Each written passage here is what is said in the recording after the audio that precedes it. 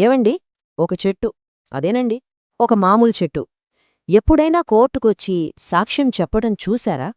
వినడానికే చాలా విడ్డూరంగా ఉంది కదా! ఈ విశ్లేషణలో మనం ఒక విచిత్రమైన, ఎంతో ఆసక్తికరమైన రహస్యాన్ని ఛేదించబోతున్నాం. ఎవరూ ఊహించని ఒక అద్భుతమైన మోసం అసలెలా బయటపడిందో ఇప్పుడు తెలుసుకుందాం. ఇది మనందరికీ ఎంతో ఇష్టమైన పంచతంత్ర కథల్లో ఒకటైన సుబుద్ధి, దుష్టబుద్ధి కథ. మనిషిలోని దురాశ, మోసం వీటన్నింటినీ దాటుకుని చిట్టచివరికి సత్యం ఎలా గెలుస్తుందనేది ఈరోజు మనం విశ్లేషించుకుందాం. మొదటి విభాగం: నిధి అన్వేషణ. అడవిలో ఒక అనూహ్యమైన సంఘటన. ఈ కథలో ఒక ఆసక్తికరమైన విషయమేమిటో తెలుసా? ఆ స్నేహితుల పేర్లే. సుబుద్ధి అంటే మంచి బుద్ధి, నిజాయితీ ఉన్నవాడని అర్థం. ఇక రెండోవాడు దుష్టబుద్ధి అంటే చెడు ఆలోచనలు, దురాశ నిండినవాడని వాడి పేర్లోనే తెలిసిపోతోంది కదా. సరిగ్గా ఇక్కడే అసలు కథ. వారి మధ్య నైతిక ఘర్షణ మొదలవుతుంది. అయితే అదృష్టాన్ని వెతుక్కుంటూ ఊరి విడిచి వెళ్తున్న ఈ ఇద్దరు స్నేహితులకు దారిలో ఊహించని విధంగా ఒక పెద్ద బంగారు నాణేల బిందె దొరుకుతుంది. ఒక్కసారి ఊహించండి. అపారమైన సంపద కళ్ల ముందు కనిపించేసరికి ఇద్దరూ ఆశ్చర్యపోయారు. చెరి సగం పంచుకుందామనుకున్నారు.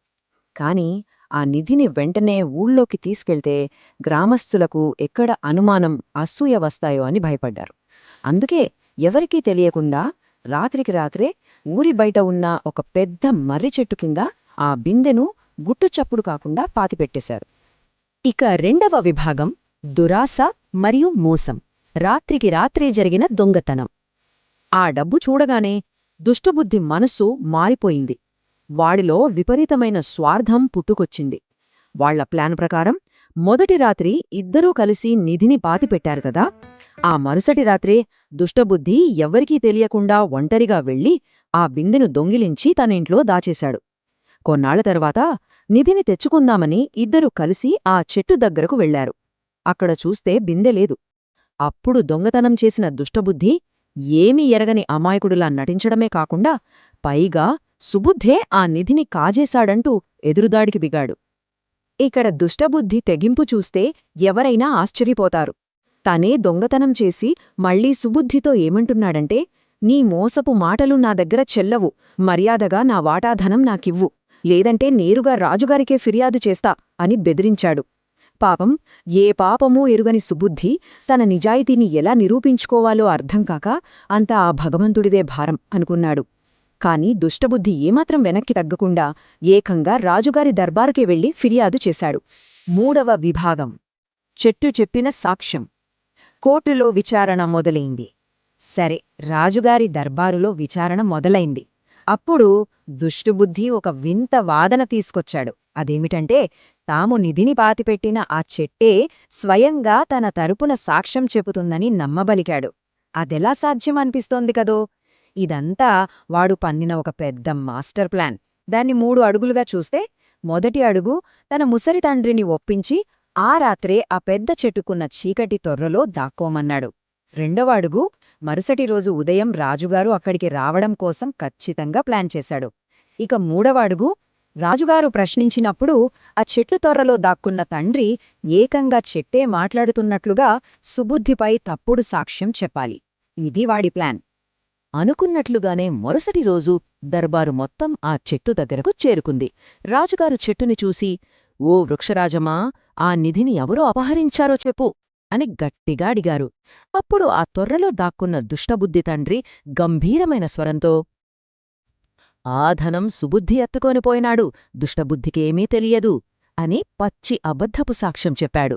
ఆ మాట వినగానే సభలో ఒక్కసారిగా పిన్ డ్రాప్ సైలెన్స్. అందరూ షాక్. ఇక నాలుగవ విభాగం: నిజాన్ని నిగ్గు తేల్చిన పొగ. ఇక్కడ సుబుద్ధి పదునైన ఆలోచనా శక్తి ఏంటో చూద్దాం. సభలో అందరూ ఆశ్చర్యంలో మునిగిపోతే సుబుద్ధి మాత్రం చాలా కూల్గా ఆలోచించాడు. చెట్టు మాట్లాడ్డం వెనుక ఖచ్చితంగా ఏదో మోసముందని పసిగట్టి ఆ చెట్టును క్షుణ్ణంగా పరిశీలించమని రాజుగారిని ప్రాధేయపడ్డాడు. సుబుద్ధి మాటలు రాజుగారి కూడా లాజికల్గానే అనిపించాయి. వెంటనే భటులు ఆ చెట్టుని పరీక్షించి మొదట్లో ఉన్న ఒక పెద్ద తొర్రను గుర్తించారు. అప్పుడు రాజుగారికి ఒక అద్భుతమైన ఐడియా వచ్చింది. ఆ తొర్రలో ఎండుగడ్డి వేసి వెంటనే నిప్పు పెట్టమని ఆదేశించారు. భటులు నిప్పు పెట్టారో లేదో ఆ వేడికి, దట్టమైన పొగకు చెట్టు తొర్రలో దాక్కున్న దుష్టబుద్ధి తండ్రికి ఊపిరాడలేదు. ఇక భరించలేక మంటలు మంటలు అని అరుస్తూ హాహాకారాలు చేస్తూ ఆ తొర్రలో నుండి ఒక్కసారిగా బయటకు దూకేశాడు.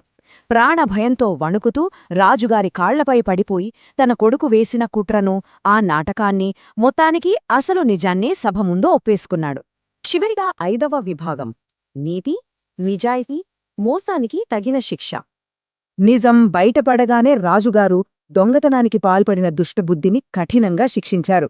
సుబుద్ధికి దక్కాల్సిన న్యాయాన్ని అందించారు. ఇక్కడ మనం నేర్చుకోవాల్సిన పాఠమేంటంటే, పరులకు చెడు చేయాలని తలపెడితే ఎవరు తీసిన గోతిలో వారే పడతారు. ఇది అక్షరాల నిజం. దురాశ, స్వార్థమనేవి మనిషి ఆలోచనాశక్తిని పూర్తిగా కమ్మేస్తాయి. ఎదుటివారిని నాశనం చేయాలనుకునే తొందరలో దుష్టబుద్ధికి తన కన్నతండ్రి ప్రాణాలకే ముప్పు తెస్తున్నాననే కనీస ముందుచూపు లేకపోవడమే వాడి పతనానికి కారణమైంది. సరే, కథ అయితే ముగిసింది. కాని ముగించే ముందు ఒక చిన్న ప్రశ్న ఆలోచిద్దాం. సుబుద్ధిలాగా నిజాయితీగా ఉండటం వల్ల మనం ఎదుర్కొనే మోసాల నుండి మనల్ని మనం ఎప్పుడైనా కాపాడుకున్నామా? ఒక్కసారి ఆలోచించండి. ఎందుకంటే ఇక్కడ సుబుద్ధి, నిజాయితీ, అతని ఆలోచన స్థిరత్వమే అతని సర్వనాశనం కాకుండా ఆఖరి నిమిషంలో కాపాడాయి. ఈ ఆసక్తికరమైన కథలో దాగి ఉన్న ఈ అద్భుతమైన జీవిత పాఠం మనందరికీ ఎప్పటికీ గుర్తుండిపోవాలి, అవునా? మరిన్ని ఇలాంటి విశ్లేషణలతో మళ్ళీ కలుద్దాం.